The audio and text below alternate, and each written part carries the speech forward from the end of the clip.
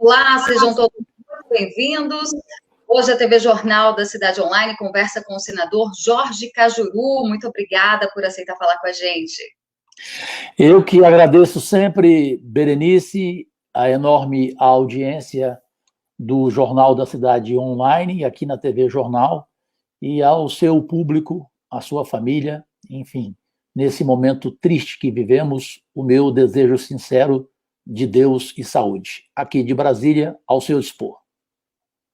Pois é, falamos ao vivo aqui de Brasília, 11 horas e 32 minutos. Senador, eu já começo perguntando ao senhor sobre o pedido de impeachment que o senhor protocolou aí contra o ministro Alexandre de Moraes. O que levou o senhor a tomar essa iniciativa? A gente sabe que o comentarista político, o Caio Coppola, ele fez um abaixo-assinado pedindo o impeachment do ministro Alexandre de Moraes e que já passa de 3 milhões de assinaturas.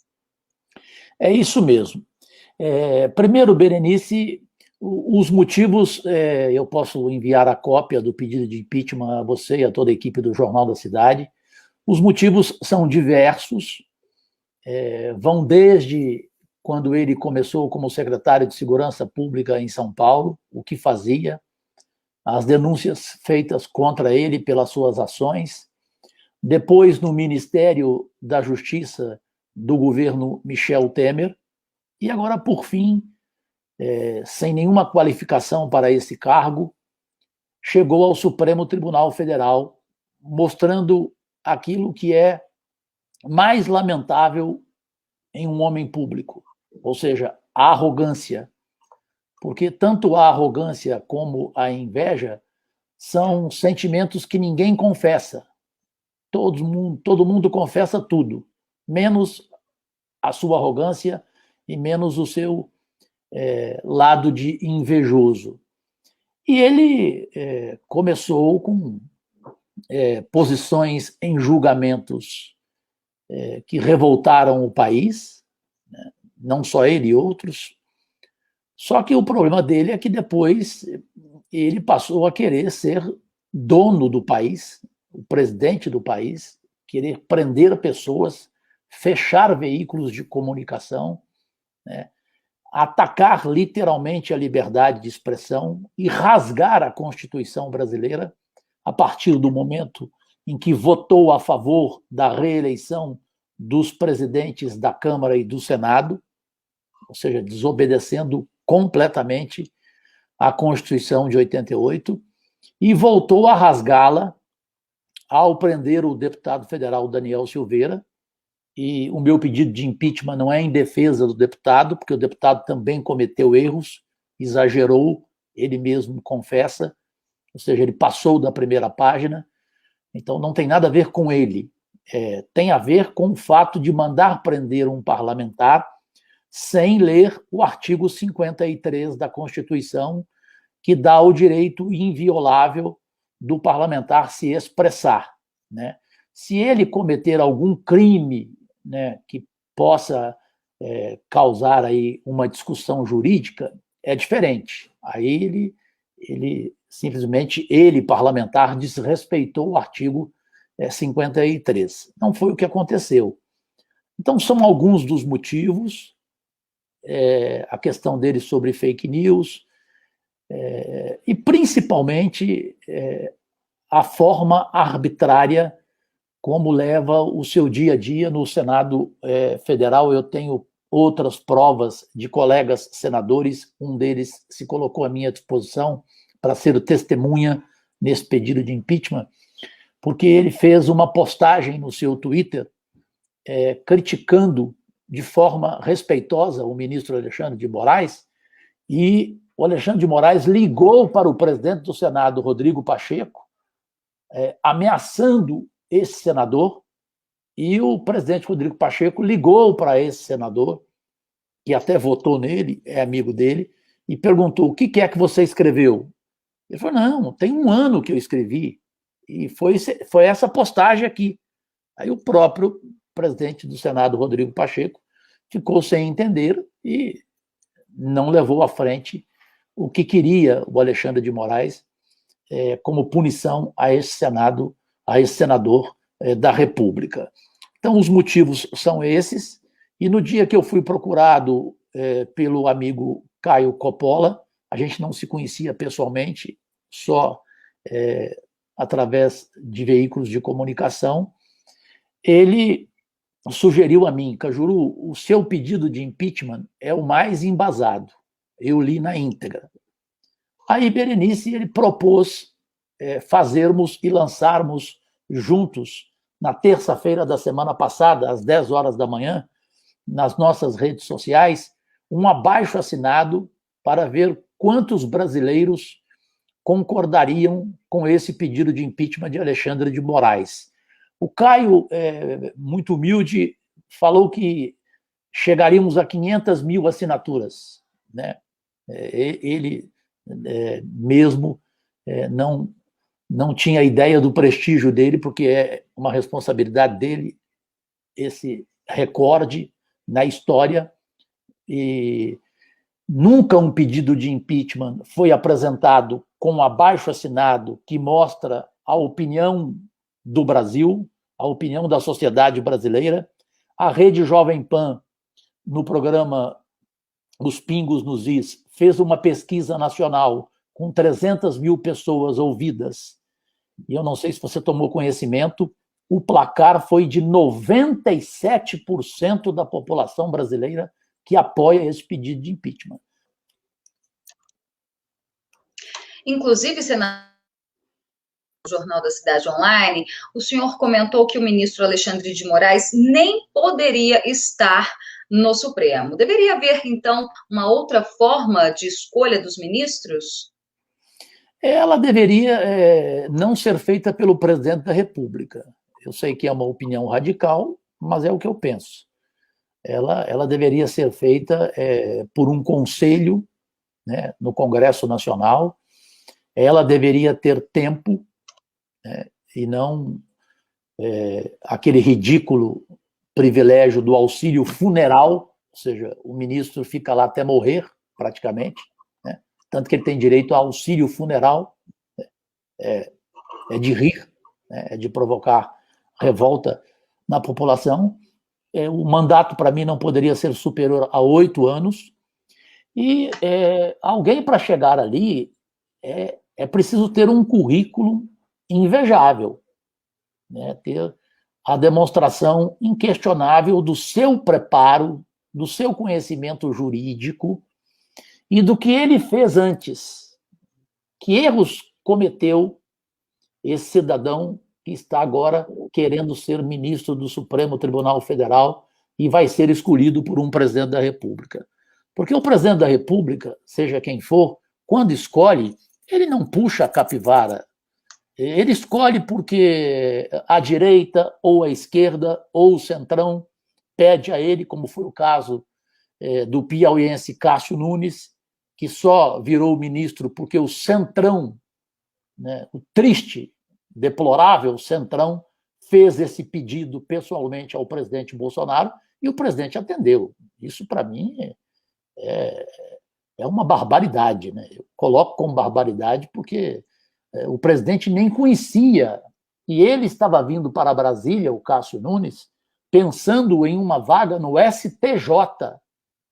De repente cai no colo dele um presente desse, porque isso é presente de Papai Noel, né, da Suíça, né? Ele ganha esse direito e agora fica até 80 anos como ministro do Supremo Tribunal Federal.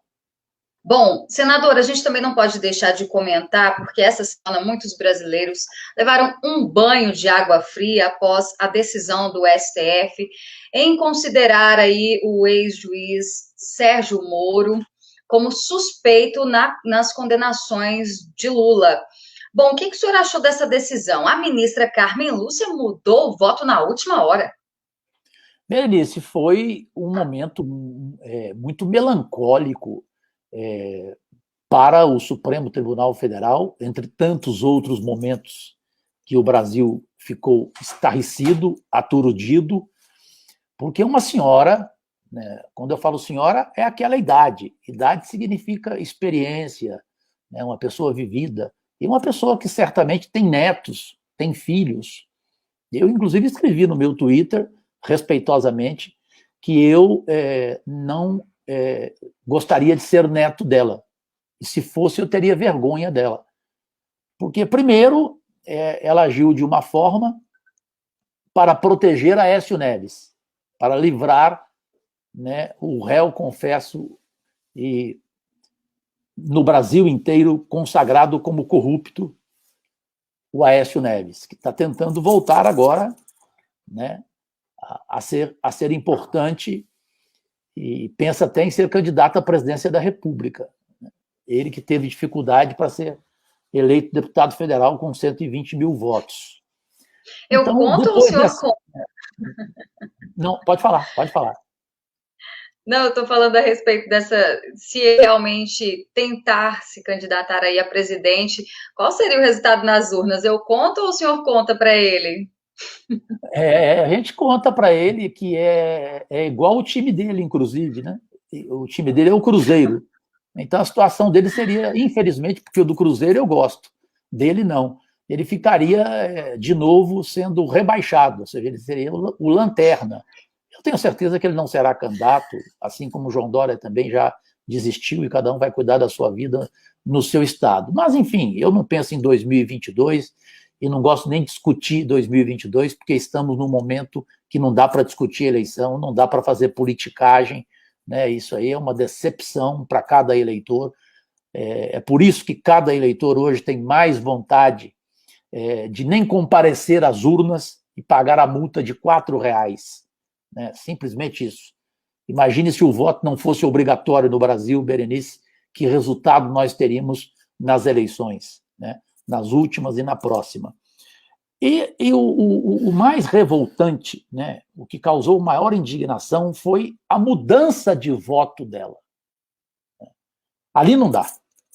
Ali é como um senador, e já teve nesse meu mandato, nesses 2 anos, é como um senador que aceita assinar o pedido de CPI ou o pedido de impeachment, aí, durante uma semana, ele vai lá e negocia com as pessoas que ele precisa, por causa de alguma situação desagradável que ele viva, exemplo, investigação contra ele, aí ele volta em você uma semana depois, Berenice, e público do Jornal da Cidade Online pode acreditar, porque isso aconteceu, e vira e fala: Cajuru, eu conversei com a minha família, eu estou sem dormir, por favor, eu preciso retirar a assinatura.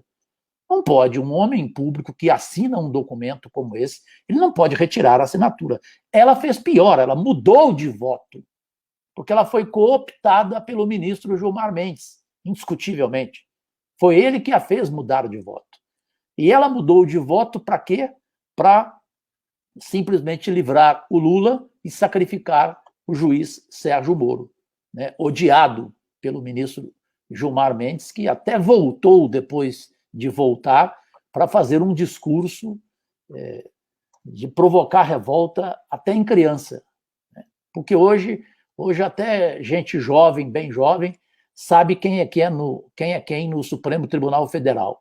Aliás, para concluir, eu acho que o povo brasileiro hoje não sabe qual é a escalação da seleção brasileira, mas sabe quais são os 11 ministros do Supremo Tribunal Federal, e é difícil alguém ali ter aceitação, são poucos. Há alguns pássaros, mas infelizmente os porcos prevalecem.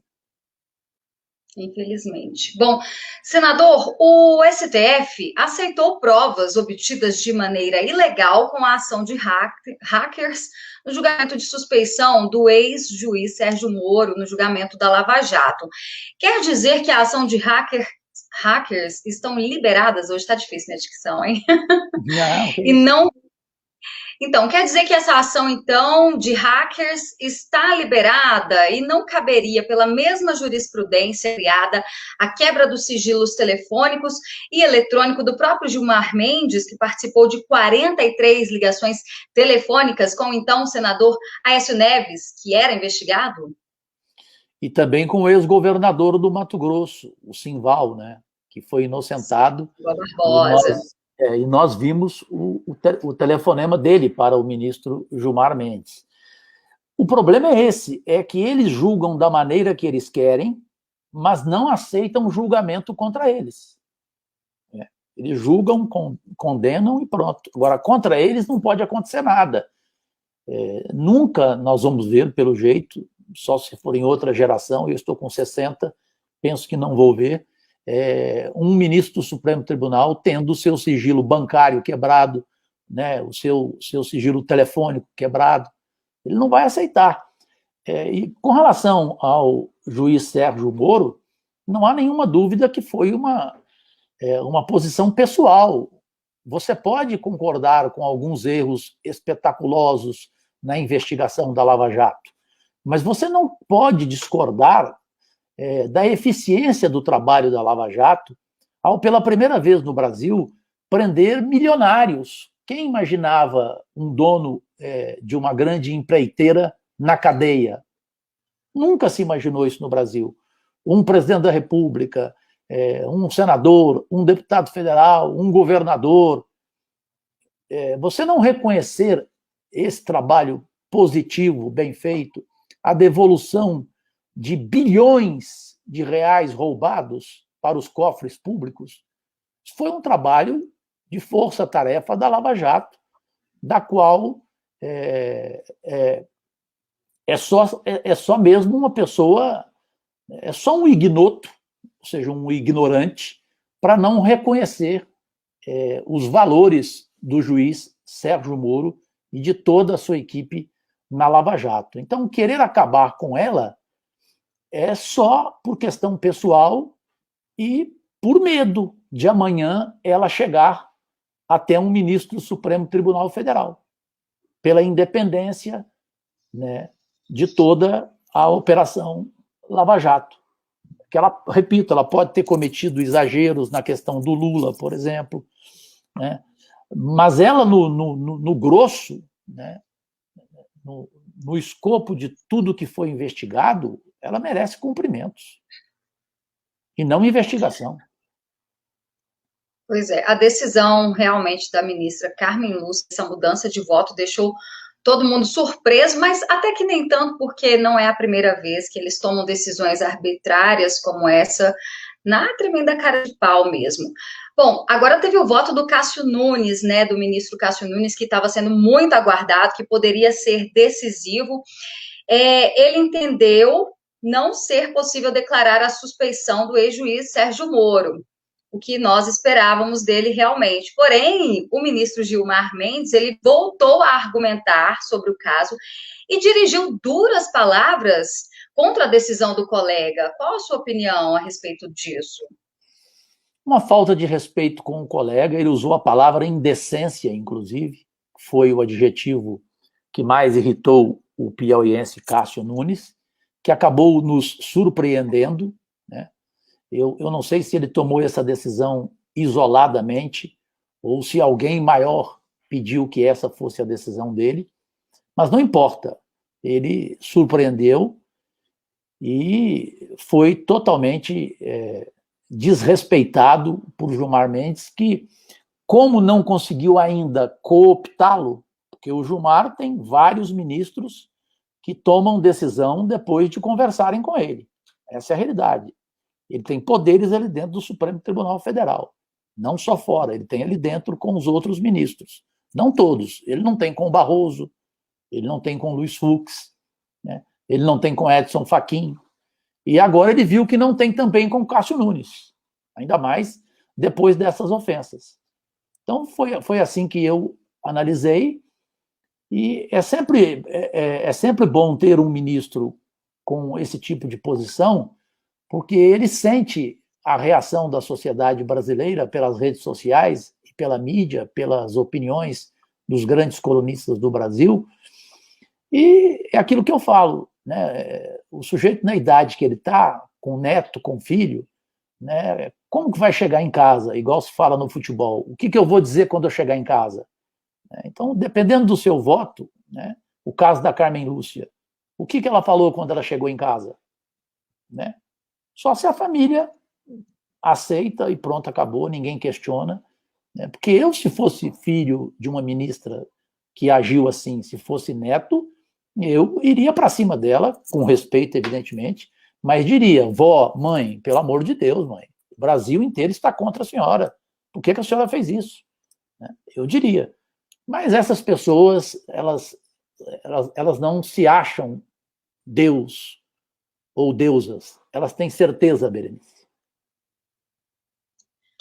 Pois é. O senhor não acha que o Brasil está numa insegurança jurídica e que esses pedidos de impeachment, por exemplo, se um deles, de fato, né, se concretizar, isso aumenta a insegurança? Que recado que passa? Um Senado mais forte ou uma separação entre poderes? Você usou a palavra mais correta. O Senado mostrará força, senadores serão mais respeitados, até porque dos 81 tem 26 com investigações na mão dos ministros que usam como pressão, perfeito? E que pedem o toma lá da cá, ou seja, vote contra o meu pedido de impeachment, porque senão eu vou reabrir a investigação contra você. São 26 investigados. E te informo em primeira mão, há poucos instantes o jornalista Caio Coppola entrou ao vivo nas minhas redes sociais, também nas redes sociais dele, porque ele é muito jovem, né? Não tem a vida minha de 40 anos de carreira na televisão brasileira, portanto, eu já estou acostumado com isso.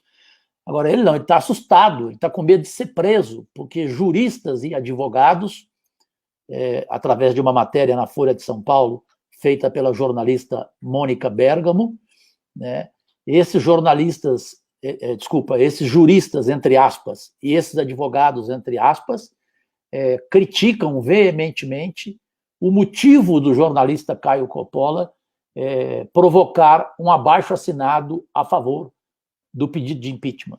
Ele não colocou a faca na cabeça, no pescoço de ninguém. Ele apenas apresentou um abaixo-assinado e esperou a opinião das pessoas. E a opinião veio 97% a favor, pronto, acabou. E ele agora está sendo ameaçado de censura e até de prisão por esses juristas e esses advogados. Então, a insegurança jurídica no Brasil, ela vive esse momento em função da incompetência de muitos, né? Como dizia o juiz Marshall na Suprema Corte Americana, qual é a vida de um juiz, como ele deve se comportar, e eu acho que esses juízes e esses advogados nunca leram essa declaração do juiz Marshall da Suprema Corte Americana, porque agem por interesses escusos, obscuros, né? Às vezes alguns interesses sórdidos, que a gente só vai descobrir, Berenice, lá na frente, e cometem o mesmo erro, defendem o Alexandre de Moraes e são iguais a ele. Ou seja, ameaçam prender um jornalista por causa de um abaixo-assinado. Não foi porque o deputado Daniel Silveira xingou, usou palavrões fortes, para mim passou da primeira página, conforme eu falei. Não foi por essa causa, não foi por adjetivos usados pelo Caio Coppola, foi pelo motivo dele ter liderado um movimento para um abaixo-assinado. Se isso merecer cadeia, aí onde nós vamos parar? Aí é melhor todo mundo arrumar a mala e ir para outro país. Vamos viver no Paraguai. Pois é, a gente também não pode esquecer do que aconteceu com o jornalista Oswaldo Eustáquio, né? Que inclusive foi preso, encarcerado, agora cumpre, nem dá para dizer que ele cumpre, né? Porque ele usa uma tornozeleira eletrônica em casa, mas ele não tem crime nenhum, não foi condenado por nada. Inclusive, recentemente, parece que a Polícia Federal arquivou esse inquérito porque não conseguiu identificar nenhum crime, nem contra ele, nem contra a Sarah Winter. Bom, a gente já está caminhando para o final da nossa entrevista, mas antes eu quero lhe perguntar a respeito do auxílio emergencial, que o senhor entrou com um pedido para corrigir o valor, corrigir para 600 e R$ 1.200 no caso de mãe monoparental. Será que esse aumento não deveria vir através um pouco do esforço dos estados ou mesmo enxugando a máquina pública? Porque o que nós estamos vendo são governadores aumentando os impostos. Sim, você tem razão. Agora, deveria partir de todos os segmentos. Para voltarmos ao auxílio emergencial de R$ 600, pois o de 250 para mim é um tapa na cara da sociedade brasileira, a sociedade que eu falo que está desempregada, que filhos estão sem escola, sem comida, sem emprego, empresário quebrado, né, falido. Eu me dirijo a essa parte da população brasileira que é gigantesca, chega a ser abismal. Então, quando eu falo todas as partes, é a palavra cortar na própria carne. Então, o governo teria que cortar na própria carne os seus gastos. O Congresso Nacional, em especial, e eu fiz uma proposta para o Congresso Nacional aceitar gastar somente 50% do seu orçamento e passar esse restante para o enfrentamento à pandemia, ou seja, poderia ser, inclusive, somente durante a pandemia, depois voltaria a ter a fortuna que tem para gastar, porque para mim tinha que ser definitivo, né? O corte na própria carne da classe política, desde vereadores até o presidente da República, ela tinha que ser definitiva no Brasil, porque ela geraria a maior economia da história do país. Se o Congresso Nacional, se milhares de parlamentares custassem apenas 50% do que gastam, do que custam para os cofres públicos. Então, os governadores fariam suas partes também, evidentemente, empresários, o judiciário em especial, nós sabemos o custo do judiciário brasileiro, né? Em especial o Supremo Tribunal Federal, que eu brinquei com você agora mesmo, entre todos os privilégios, além da alimentação aos vinhos internacionais, tem até o auxílio emergencial. Como pode 11 ministros, cada um ter 220 funcionários, né? Ter alguém só para colocar a toga, recebendo salário de 12 mil reais. Então, ali é um desrespeito ao que o próximo vive, ao que o seu cidadão, que não é teu amigo, mas é tão brasileiro contra você. Então, é uma falta de amor à pátria amada. E se houvesse esse amor à pátria amada, todas as partes poderiam ajudar o presidente Bolsonaro.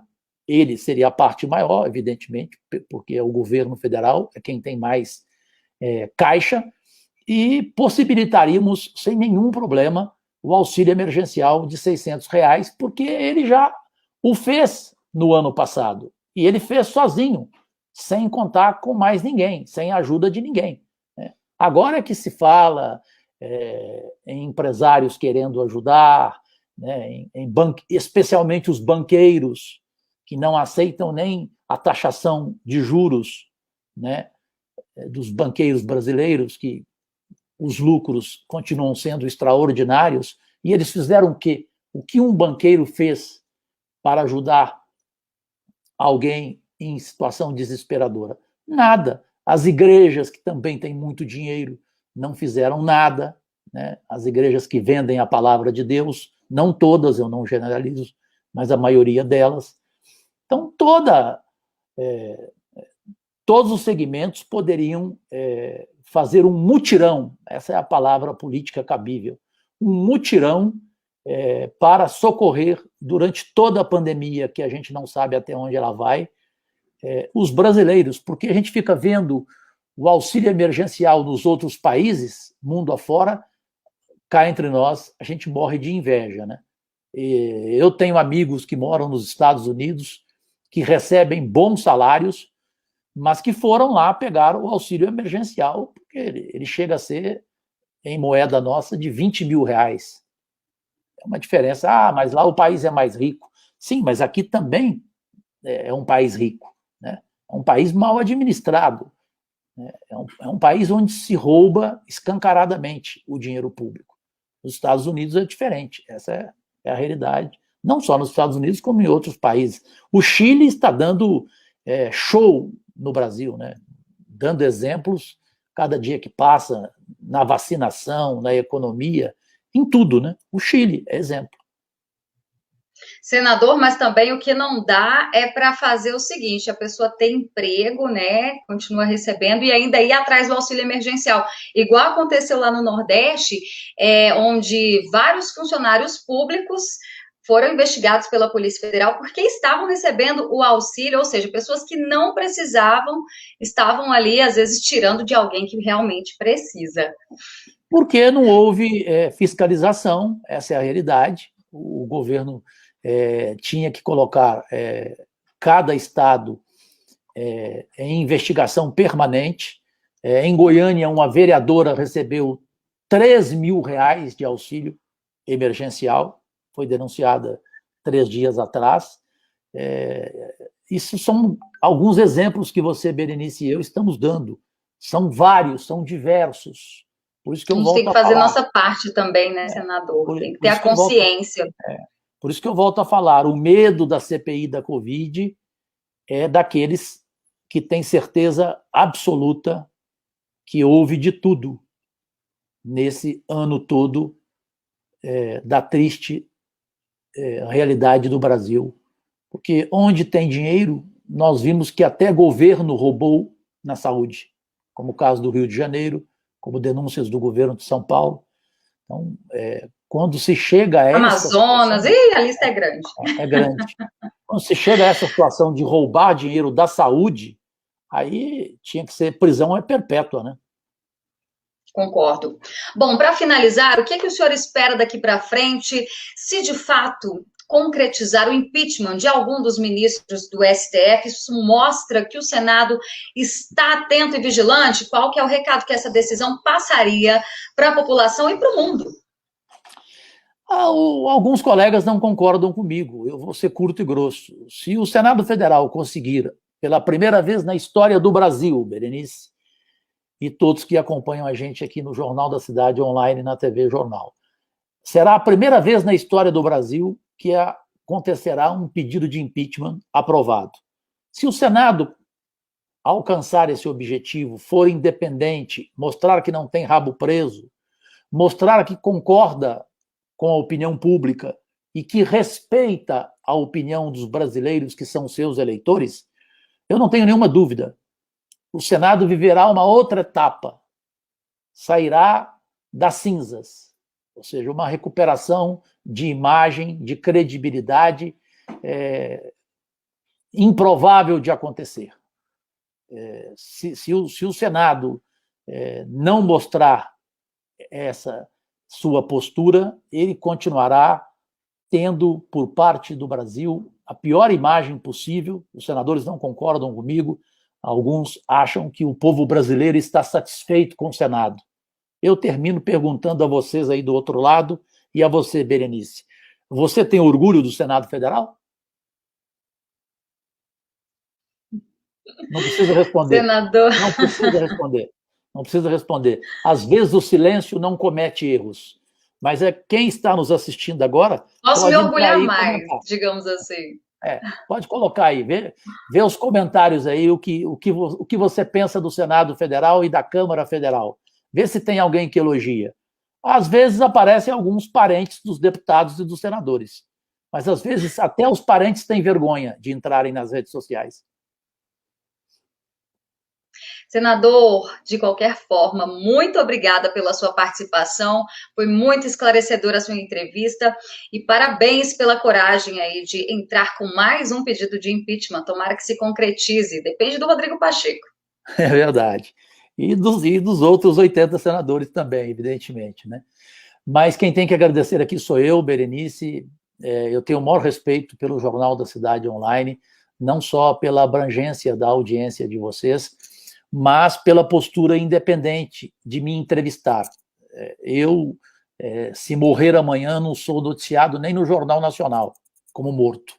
Então, quem dá espaço ao vivo, para mim, é pouca gente na imprensa, mas é uma pouca gente que merece todo o meu respeito, porque ela consegue fazer com que o Brasil inteiro saiba do meu trabalho. Tanto que eu sou, mais uma vez, na pesquisa da FSB do Congresso, o segundo senador mais influente do Brasil e o mais influente no Facebook, nas redes sociais.